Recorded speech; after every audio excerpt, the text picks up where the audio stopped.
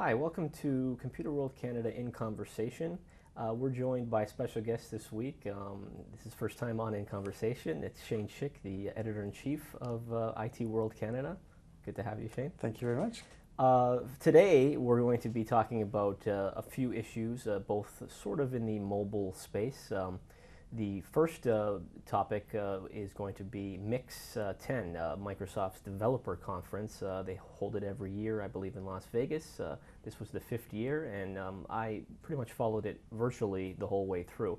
So Shane, at the conference, Mix 10, basically there was two big developments that came out of it. It's the Windows 7 SDK that Microsoft was putting out, and then also the IE9 platform preview is what it's called, and it's basically geared toward developers or really brave users that want to see this, not finished browser. So there's not even a back button on it, and that's sort of the state of 10. So basically, the first thing, the Windows 7 SDK, that was really interesting because everybody had been talking about previous Windows Mobile and how developers really never had a good time with Microsoft. And their app store really wasn't anything to write home about. And what they did was really make it simple and easy for developers to write apps. And they demonstrated some great ones, like they made like a Twitter app where they could show a Twitter feed really quickly, almost in like 5 minutes. And that was really impressive.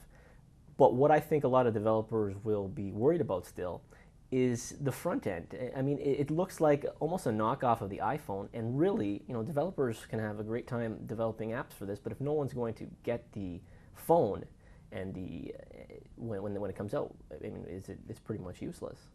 Yeah, it might be. I mean, if I were them, I would actually make it look as much like the iPhone as possible. Because what's the advantage at this point in creating a really novel user interface that's going to cause people to change, their habits? I agree. I think the front end is extremely important, but I don't think it's a place where Microsoft really needs to innovate. I mean, let's face it, this is not a company that's ever done mobile particularly well, has never been, that successful. And, what they have is a great market share, and traditionally, decent relationships with developers.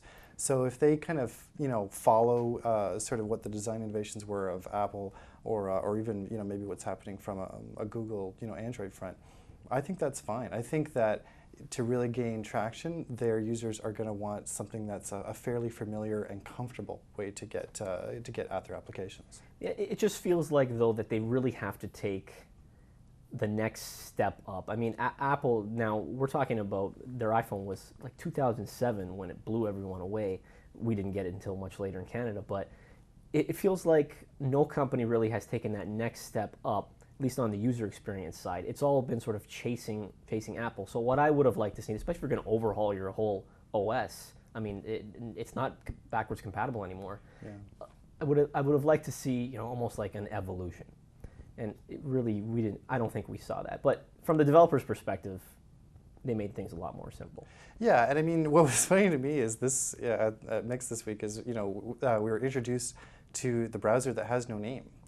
So there's this mobile browser out there, and it was kind of funny because, Nokia and Google don't necessarily have names for their browsers either, but, when we're talking about something that's an evolution, one thing I think that could really evolve is the mobile browsing experience. And if I don't know how that's going to, play out, but I think maybe putting more emphasis on that, maybe even some branding around it. Yeah, I think that's one way. Maybe it could edge out the competition a little bit.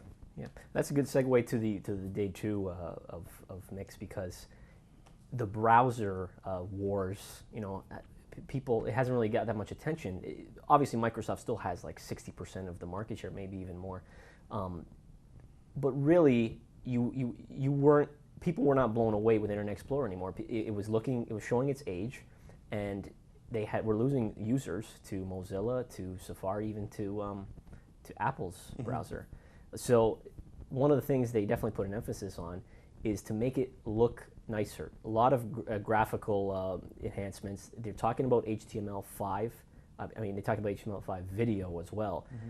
They're talking about standards, about making it easy for developers to write code for Internet Explorer and have it work everywhere. Write code for the internet and have it work everywhere. What were your thoughts on IE9 from what limited preview they've shown. Yeah, well, I think first of all that the browser war thing is a load of crap. I mean, I think that there's people that have their preferences towards it, but I think when we hear about it, it's from people who have this really religious sort of zealotry around their browser, and it's like, who cares as long as you can access the sites you want to go to and it performs well. I think with IE9, what's important is, as you mentioned, some of the work they've done towards HTML. And also improving their stance around standards. So with CSS, with IE8, there were still a lot of kind of compatibility problems with that. So a lot of sites wouldn't necessarily render that well. And I think that it looks like with IE9 that they'll probably rectify that. I guess when I wrote about IE8 when it came out, and I interviewed a guy who works there as one of their lead developer people. He's actually Canadian, Pete LePage. And he showed me all these features that they built in to kind of help your browsing experience. So they had these things called web slices and accelerators, and you could call them glorified bookmarks, but it was just a way to kind of find what you were looking for easier. I thought they were great, but I don't know if a lot of people really caught on to them. And I feel like with the browsers, it's kind of becoming like your word processor. Like, there's so many features in Word that nobody ever bothers to look at, yet they still have tons of problems, like creating documents. And I think what would be interesting with IE9 is if they did a better job of I guess marketing those things, but also educating their IT people, because I think really it's going to come down to the IT people to point out, well, here's what's valuable in this browser that will actually change the way you surf the internet. Like, how often do we really change our browsing habits? I don't think that much. But if there's features that really do that, if you can really sell that to your user base, yeah, I think that could be an advantage. And I definitely think from the little that we saw from IE9 this week that maybe they're going down that path. Well, we'll see how it plays out as we hear more about it. Shifting gears now, we're going to be talking a little bit about a very interesting study that came out from a company called Crowd Science. Actually, they are based in both California, and they have an offices in Toronto. What they said, Shane, was that 40% of BlackBerry users that they surveyed, and I think it was a couple hundred of them, if they were to be able to choose tomorrow and switch to a new phone, 40% of them would go to the iPhone. That is bringing up some questions, at least among the blogosphere and some of the analysts, of maybe RIM losing some brand loyalty. We really haven't heard any real blockbuster announcements from RIM in terms of their phones for quite a few months. I mean, the last time I can think of is the Storm 2, and the Storm is, I think, didn't live up to the expectations that RIM wanted it to.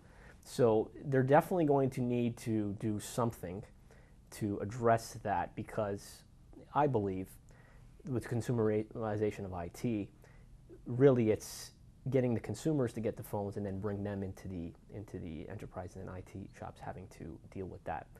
Do you think that RIM right now is under fire? Do they need to do something? Do they need to totally revamp their OS from scratch like Microsoft did?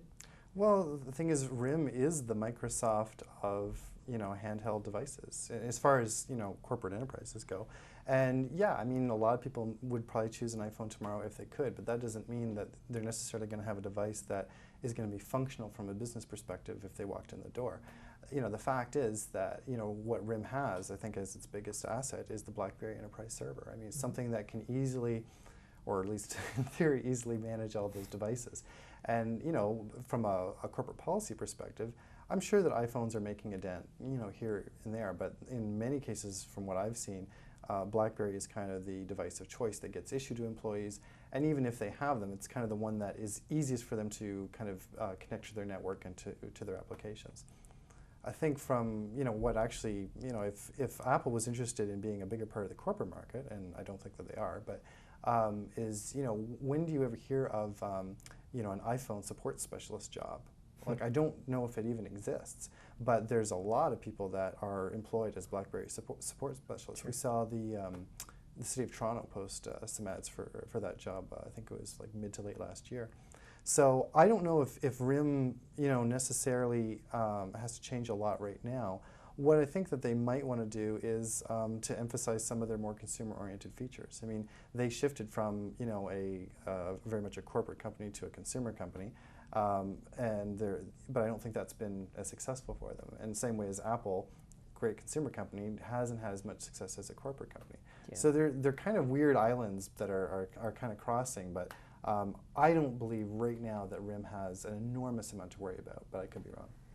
Well, it's great having you this week, Shane. Really appreciate your insights, and hope we can have you on another show in the future. And that was all the time we have for In Conversation with Shane Schick. I'm Rafael Ruffolo. Thanks for watching.